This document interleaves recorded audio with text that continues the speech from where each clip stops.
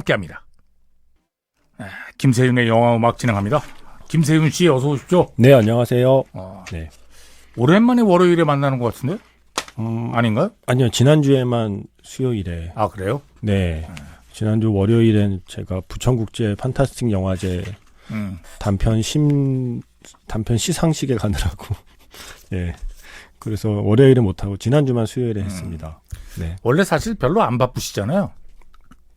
그쵸. 계속 그냥 FM 영화음악 하느라고 MBC에 나와 있죠. 네. 그 중간에 영화 보러 잠깐 다녀오고. 네. 참 재미없게 살고 있습니다. 아니요. 그거 뭐가 네. 괜찮은 삶인 것 같은데요?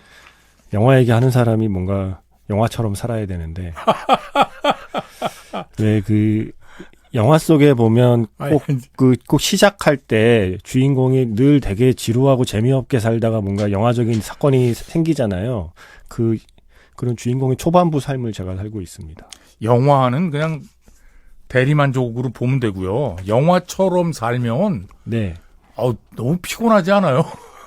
진짜 피곤할 것 같은데.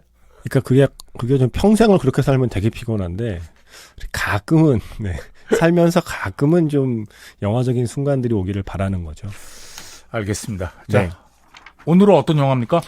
이번 주에 개봉하는 작품이고요. 이게 사실 이 영화는 호불호가 갈릴 겁니다. 이 영화를 만드는 감독 자체가 호불호가 갈려서 일단 저는 이 감독의 영화들이 언제나 호였기 때문에 이번 작품 역시 참 좋았고요. 그래서 순전히 제 취향대로 소개를 해드립니다. 마티아스와 막심이라는 제목의 영화고요. 이 영화를 말씀드리려면 결국 자비의 돌란이라는 사람의 이름에서 시작을 해야 됩니다. 자비의 돌란은 뭐 나름 유명한 사람 아니에요? 네, 배우이면서 감독이고요. 1989년생 감독이고 젊은 감독이고 다른 거 다 떠나서 잘생겼죠. 너무 잘생겨서 네, 정말 잘생겨서 김세윤 씨도 네. 저 사람을 볼 때 얼굴을 많이 보시는군요. 배우 볼 때. 네. 근데 자비의 돌란은 그러니까 배우로서뿐만이 아니라 어쩌면 배우보다는 감독으로 더 그 자신의 이름을 알렸고 그래서 한국에서도 감독으로 만든 작품들로 사실은 자비의 돌란을 먼저 알게 된 경우가 더 많을 거예요. 예, 네. 근데 애초에 시작은 배우였고요. 4살 때 이제 CF로 아마 데뷔를 했을 거고요. 8살에 처음 영화를 찍었고요. 그리고 계속해서 배우로 활동을 했는데 그러다가 19살 때 자신의 데뷔작을 찍죠. 그 데뷔작의 제목이 I Killed My Mother라는 예, 무시무시한 제목의 영화를 이제 찍으면서 감독으로 데뷔를 하는데 감독으로 데뷔를 하자마자 칸 영화제 초청받고 막 됐거든요. 근데 이 사람이 감독이 된 이유가 모르겠어요. 본인이 인터뷰에서 그렇게 밝혔거든요. 아무도 나를 캐스팅해주지 않아서 내가 나를 캐스팅하기 위해 자신이 배우로 계속 활동하고 싶어서 스스로 영화를 만들었다라고 이야기를 했는데 그러기에는 영화를 너무 잘 만든 거죠. 그리고 그 뒤에는 본인이 그러니까 초기 작품은 직접 출연도 했는데 중간에 한국에서 크게 사랑받은 가령 마미 같은 작품이나 단지 세상의 끝 같은 작품 그런 작품에는 출연을 안 했거든요. 네네. 이번 작품은 정말 오랜만에 본인이 연출을 하면서 직접 주연까지 맡은 영화가 마티아스와 막심이라고 하는 작품입니다. 네네. 이게 어떻게 소개해야 될까? 그러니까 자비의 돌란에 지난번 한국에 소개됐던 단지 세상의 끝이라고요. 이게 아마 칸 영화제 심사위원 대상을 받은 작품일 텐데. 그러네요. 예. 이게 그때 논란이 있었거든요. 이게 과연 그렇게 큰 상을 받을 만한 작품이냐? 맞다, 아니다. 제 기억에 이게 2016년 작품으로 기억을 하는데요. 네. 2016년이면 마침 제가 살면서 유일하게 칸 영화제에 갔을 때거든요. 근데 그때 이게 그 현지에서 나오는 어떤 평점들이 있잖아요. 거의 최하위였어요. 그랬어요? 네, 저는 거기서 이 영화를 보진 못했는데 경쟁 부문 평점들이 쭉 나오는데 거의 최하위, 거의 1점대였나 2점대였나 이런 평점을 받고서 네. 저는 이번에는 자비의 돌란이 성 못하나 보다 했는데 근데 받았어요. 심사위원 대상을 받은 거죠. 그래서 나중에 논란이 되기도 했었고요. 예. 근데 이게 논란이 될 건 아니고 제가 영화를 보니까 그 단지 세상의 끝을 나중에 봤을 때 이건 결국 취향의 차이 같아요. 취향의 차이. 네. 그러니까 이 자비에 돌란 감독이 젊잖아요. 근데 우린 보통 저는 약간 그게 불만인데 젊은 감독들의 작품에 좀 관습적으로 쓰는 표현이 치기 어리다라는 표현을 쓰거든요. 어떤 사람이 나이가 젊었을 때 그 사람이 어떤 만들어낸 결과물에 대해서 우리는 쉽게 치기 어린이라는 수식어를 써요. 자비의 논란은 사실은 데뷔 때부터 지금까지 계속 뭔가 치기 어린 자신의 생각을 드러내는 작품을 만드는 감독으로 어떤 사람에게는 계속 보이는 것 같아요. 그런데 저는 그게 치기라기보다는 저는 총기라고 생각하거든요.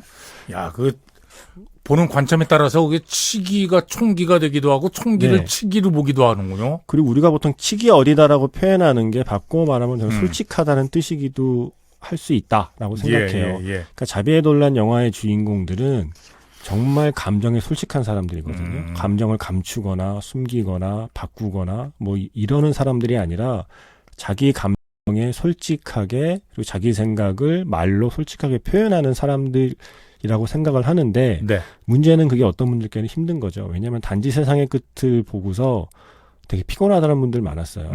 그게 한 가족의 이야기인데 처음부터 끝까지 싸우거든요.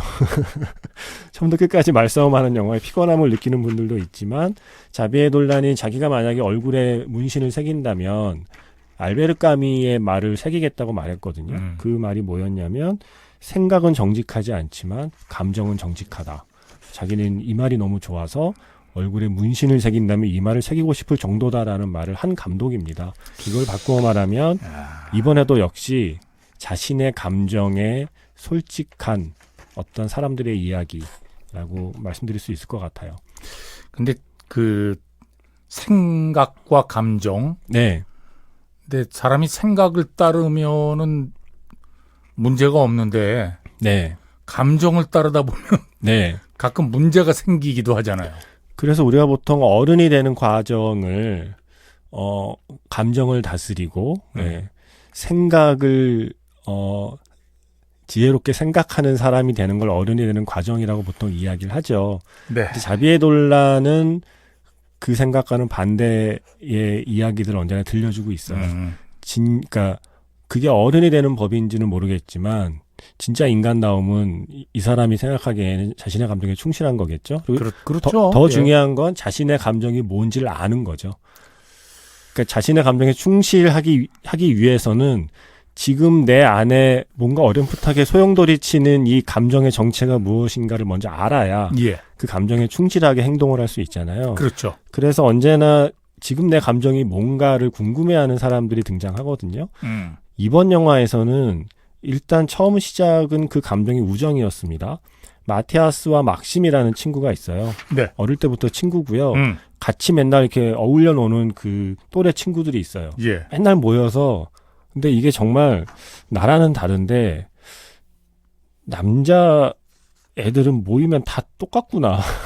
그러니까 제 친구들하고도 모이면 정말 시시껄렁한 이야기들밖에 안 하거든요. 그렇죠. 정말 흔히 말하는 쓰잘데기 없는 말과 행동으로 시간을 허비하는데 또 그게 좋아서 만나는 친구들이 있잖아요. 네. 마티아스와 막심의 무리들도 정말 처음부터 만나서 정말 쓰잘데기 없는 얘기들을 나누는데 쓰잘데기 없는 얘기들을 마음 편히 할 수 있어서 친구인 존재들인 거죠. 그렇죠. 근데 어쩌다 보니까 그 친구 중에 한 명의 여동생이 뭐 단편 영화를 찍겠다고 해요.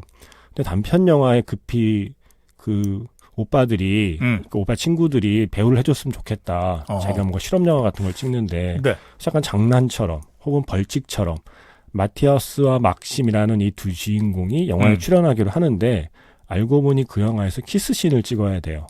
네. 어릴 때부터 그냥 친구로 지내왔던 둘이 키스씬을 찍어야 돼서 이게 뭐야 하면서 장난처럼 찍었는데 키스씬을 찍고 나서 이 감정은 뭘까를 궁금하게 만드는 어떤 소용돌이가 일어나게 됩니다. 그러면서 우정으로 시작한 이 관계의 끝은 어디일까를 계속 지켜보는 이야기가 마티아스와 막심이라고 하는 작품입니다. 네. 자비의 논란은요, 이렇게 스토리가 막 드라마틱하게 기승전결이 있는 스토리를 짜는 감독이 아니라서 이렇게밖에 줄거리를 설명할 수 없는 것이 죄송스럽네요. 괜찮습니다.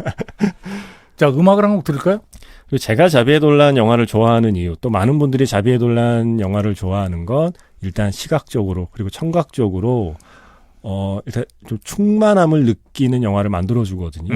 음악 정말 잘 쓰거든요. 정말 자비에돌란 덕분에 알게 된 음악도 많고요. 네. 또 하나 특징은 영화에서 언제나 주인공이 노래 한 곡을 다 같이 따라 부르는 시퀀스가 꼭 한 곡씩 들어가요. 맘이라는 영화에서는 셀린 디온이라는 노래 틀어놓고서 다 같이 이렇게 막 따라 부르는 순간들이 나오고 그 단지 세상의 끝에도 온 가족을 하나로 묶어주는 순간은 같은 노래를 따라 부르는 순간이거든요. 예.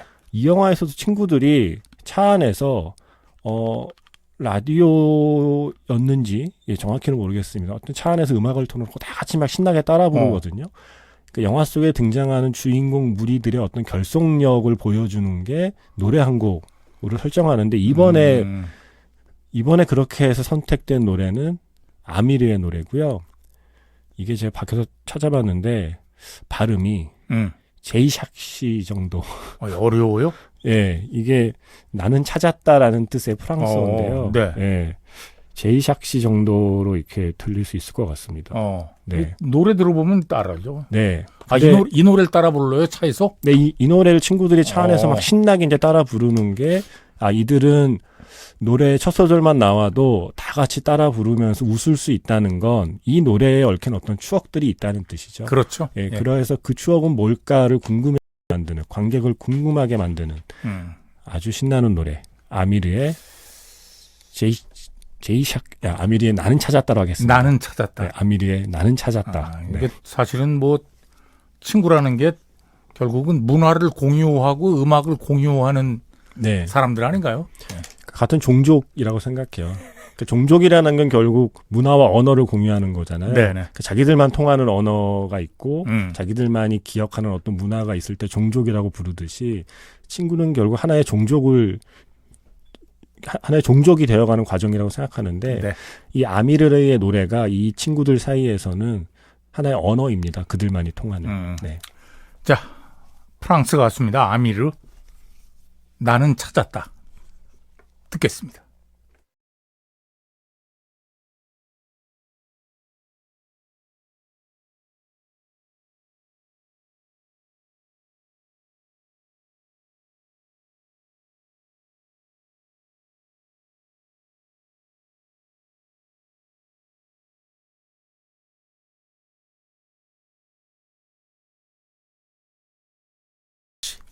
빨리 해야 돼.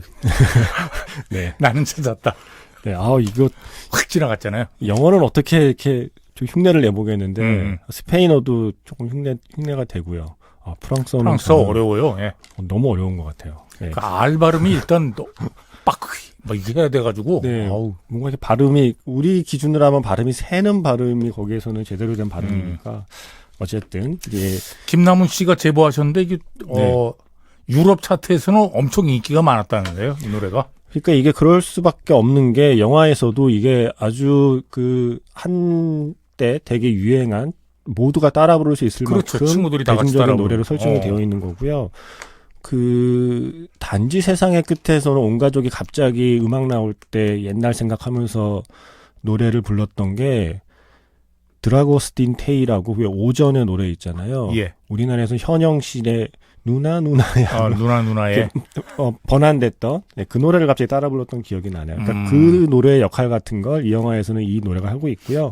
영화를 보실 분을 위해서 하나만 좀 부연 설명을 드리면 영화에서 자비에돌란이 얼굴에 그걸 반점이라고 해야 될지 흉터라고 해야 될지 얼굴 한쪽에 커다란 어떤 흉터 같은 게 있어요. 반점 혹은 흉터. 그게 왜 있는지는 설명을 안 해주거든요. 영화에서는 구체적으로. 거기에 대해서 감독이 한 말이 있습니다. 이게 영화 보실 때 좀 도움이 될 것 같아요. 그 막스의 얼굴의 흉터에 대해서 나는 막스의 친구들이 그 흉터에 관해 언급하지 않는 게 그들이 친구를 온전히 있는 그대로 받아들인다는 것을 의미한다고 생각한다. 그들은 그 흉터에 관한 일이 일어났을 때 어쩌면 함께 했을 것이고 함께한 시간 속에서 자연스레 그 사건을 잊었을 것이고 그래서 그의 얼굴의 흉터에는 나의 마음이 담겨 있다. 피를 흘리고 있는 흔적, 일종의 상처. 그러니까 우리가 내면의 상처를 영화에서는 시각적으로 이 예. 주인공의 얼굴에 들어가는 얼굴에 흉터로 이제 표현한 거니까요. 네네네. 그 정도의 의미로 생각하고 보시면 될 것 같고요. 예. 저는 결국 제가 자비의 돌란 영화를 좋아하는 건 자비의 돌란은 아까 제가 생각과 감정 말씀을 드렸는데 뭐라 그럴까요? 그러니까 너무 사소해서 다른 사람들은 신경 쓰지 않는 누군가의 이야기를 굉장히 정성껏 그 이야기를 들려주는 감독이라고 생각해요. 저는 어떤 영화는 사소함의 우주라는 게 있다고 생각하거든요. 그런 걸 보여준다고 생각하거든요. 네. 우리가 왜 코로나19 같은 거 막 바이러스 확대한 사진 보면 약간 특이한 모양들이 보이잖아요. 그렇죠. 아주 작은 세포나 바이러스도 현미경으로 보면 마치 하나의 우주처럼 보이듯이 한 사람에게는 엄청나게 그 사람이 우주를 흔드는 사건이지만 다른 사람에게는 사소해 보이는 어떤 뭐 상처, 뭐 후회, 미련, 뭐 사랑, 우정 그런 남에겐 작아 보이는 감정을 최선을 다해서 파고들어서 묘사해주는 감독. 그게 예. 자비의 돌란의 미덕이라고 생각하고 네. 이번 마티아스와 막심이란 작품은 그중에서도 청춘의 감정, 20대 청춘의 감정을 보여줍니다. 저는 이번에도 좋았고요. 이번에도 역시 음악이 좋습니다. 네. 그 지난주에 소개해 주신 영화도 네. 좋다는 분과 안 좋다는 분이 있었어요. 그럴 겁니다. 네. 네. 취향이니까요. 네. 그러니까 소년 시절에 너 이번 영화도 뭐 그렇겠죠. 마티아스와 막심. 네. 자, 음악 들으면서 마치죠. 음악이 너무 좋아서 뭐 아케이드 파이어도 있고 플로렌스 앤 더 머신도 있고 펫샵 보이즈도 있고 워낙 많은데요. 제가 오늘 골라온 건 하필 또 이 어려운 이름을 골랐네요. 퍼스퍼러선트의 Song for July. 이 뮤지션 이름이 이렇게 어려워도 되는 건가요? 포스포선트. 네. 사전에서는 이렇게 발음을 하는 Phosphorescent. 이런 이름의 예. 뮤지션의 Song for July를 두 번째 곡으로 골랐습니다. 송포 줄라. 네. 자, 이 음악 들으면서 네. 김세윤의 영화 음악 마칩니다. 고맙습니다. 네, 고맙습니다.